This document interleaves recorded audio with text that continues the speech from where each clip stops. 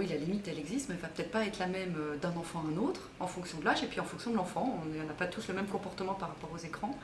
Donc les signes qui doivent vous alerter, au niveau du comportement, alors je ne sais pas de quel enfant, de quel âge vous parlez, mais tous peuvent avoir des troubles du comportement. L'agitation, par exemple, c'est tous les âges. Les troubles de concentration, un enfant qui a du mal à se poser, à se concentrer, un enfant un petit peu agité, voire un petit peu agressif, surtout quand on arrête l'écran, il peut être un peu agressif avec ses parents.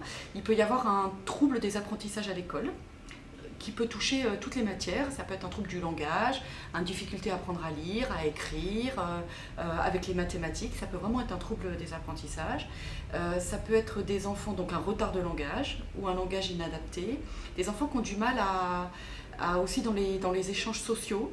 Des enfants un peu isolés ou qui ont du mal justement dans leur rapport avec les autres. Peut-être qui ont du mal à jouer avec l'autre ou quand ils jouent, ils peuvent être un petit peu, pareil, un peu agressifs.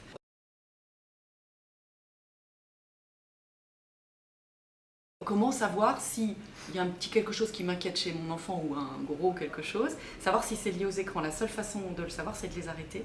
Et ça va très vite. Par exemple, un enfant agité, en une semaine, il se calme. Un enfant agressif, si c'est dû à ça et qu'à ça. Un enfant un peu agressif, je parle plutôt peut-être des tout petits, mais c'est très rapide, en une semaine, il est moins agressif. Vraiment, c'est impressionnant.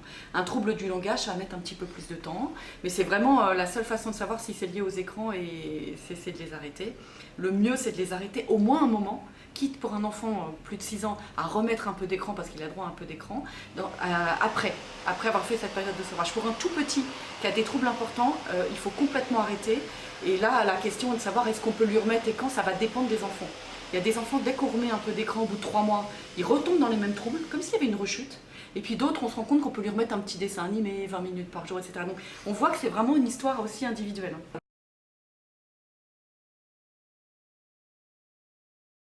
Alors ça, c'est pour tous les âges. Il y a les 4 pas de Samy Duflo.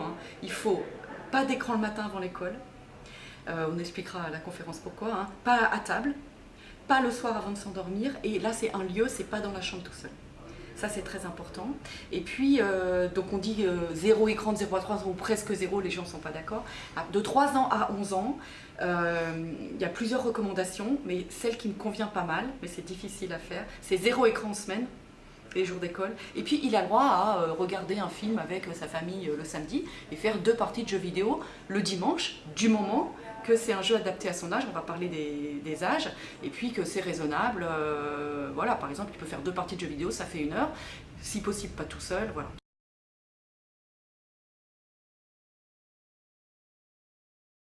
Plus je fais des conférences et plus je m'en rends compte, la moitié du problème, c'est l'exposition et l'utilisation des écrans par les parents. D'abord parce qu'il y a le mimétisme. D'abord, plus les parents sont connectés, plus l'enfant risque d'être connecté, se exposer. Il y a aussi ce qu'on partage, il y a l'exemple. Et puis notamment pour les petits, mais ça vaut aussi pour les grands, les enfants, plus ils sont petits, plus ils ont besoin de temps, de qualité, de présence du parent avec lui.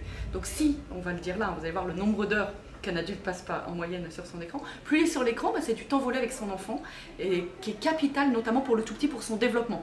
Pour un plus grand, c'est moins capital pour le développement, mais c'est important quand même de passer du temps de partage avec son parent.